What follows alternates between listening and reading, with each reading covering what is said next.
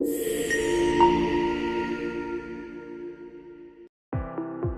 sih di sini yang nggak kenal dengan PT Sinarmas Agro Research and Technology, salah satu perusahaan agribisnis terbesar di Indonesia.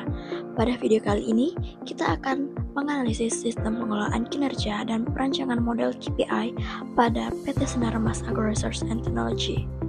Di sini, kita akan mengevaluasi rapor kinerja aktual mereka sepanjang periode 2022 sampai 2024 sebagai baseline, yang kemudian kita gunakan untuk merancang target KPI yang baru yang jauh lebih tepat untuk tahun 2026. Yuk langsung kita bahas. Teman-teman pasti udah gak asing sama minyak goreng Vilma atau kunci mas kan? Nah, itu adalah produk dari PT Smart Tbk. Perusahaan ini keren banget karena bisnisnya terintegrasi dari hulu ke hilir, istilahnya sheet to sell, mulai dari nanam sawit sampai jadi produk konsumen. Punya pendapatan fantastis di kisaran 87 triliun rupiah, bayang dong seberapa raksasa operasional mereka. Makanya, sistem manajemen kinerja di sini punya peran yang sangat krusial untuk mengunci arah bisnis korporasi. Sekarang, coba kita intip data aktual mereka dari tahun 2022 sampai 2024. Menariknya, di sektor hulu, produksi sawit mereka sebenarnya lagi turun dari 729.000 ke angka 677.000 ton. Tapi, kenapa perusahaan gak rugi? Disinilah hebatnya sistem pengelolaan kinerja mereka di sektor ekonomi. Sistem ini berhasil melakukan yang namanya cascading KPI secara adaptif.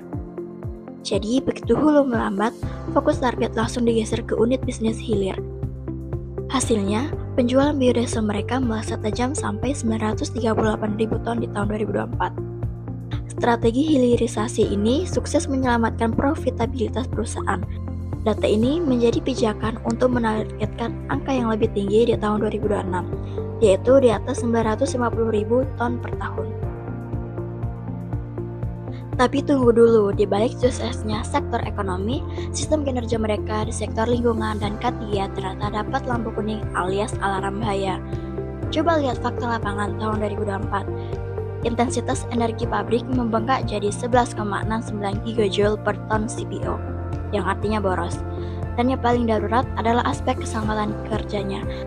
Secara teori KPI, ini namanya paradox indicator. Sistem lama mereka terlalu fokus dengan leading indicator atau indikator proses, yaitu asal anggarannya habis buat training. Tapi mereka abai dengan lagging indicator alias hasil real keselamatan di lapangan. Ditambah lagi, absennya kebijakan sanksi yang tegas bikin komitmen lapangan jadi lemah. Nah, berangkat dari masalah paradoks indikator tadi, ini dia solusi yang bisa ditawarkan. Desain ulang matriks KPI untuk tahun 2026. Di tabel ini, targetnya sudah tidak menggunakan data masa lalu lagi, melainkan target perbaikan mutakhir untuk tahun 2026, yang sudah diseimbangkan antara aspek operasional, lingkungan, dan keselamatan kerja, agar bisnis perusahaan bisa tumbuh secara sehat. Mungkin muncul pertanyaan, kenapa angka bobot target di tahun 2006 dirancang seperti ini? Jawabannya, karena ini adalah respon langsung dari evaluasi data baseline 2004 tadi. Pertama, untuk hilirisasi biodiesel kita beri bobot 15%, dengan target di atas 950.000 ton untuk menjaga momentum keuntungan. Kedua, target TTP kita kunci mutlak 100% sebagai KPI kepatuhan agar produk tidak diboikot pasar global terkait isu deforestasi. Ketiga, ini yang paling krusial, sanksi ketiga kita beri bobot besar, total 25%. Ini adalah intervensi langsung untuk memperbaiki kegagalan lagging indikator kemarin. Targetnya wajib turun di bawah 50 kasus dan zero fatality. Poin ini sengaja dijadikan hard metric, artinya kalau tahun 2026 nanti masih ada fatalitas kerja, bonus tahunan para manajer wilayah akan langsung dipotong tanpa ampun. Terakhir, kemitraan petani kita naikkan targetnya ke 11.000 petani untuk menguji stabilitas pasokan luar. Lalu, gimana cara kita menilai pencapaian target 2006 ini secara adil? Kita pakai dua mekanisme pengukuran. Untuk prestasi seperti penjualan, kita pakai rumus maksimalisasi. Tapi untuk resiko seperti angka kecelakaan atau pemborosan energi, rumusnya kita balik menjadi minimalisasi. Makin rendahnya realisasi lapangan, skor kinerjanya justru makin tinggi. sistem ini jika dengan manajemen konsekuensi yang tegas.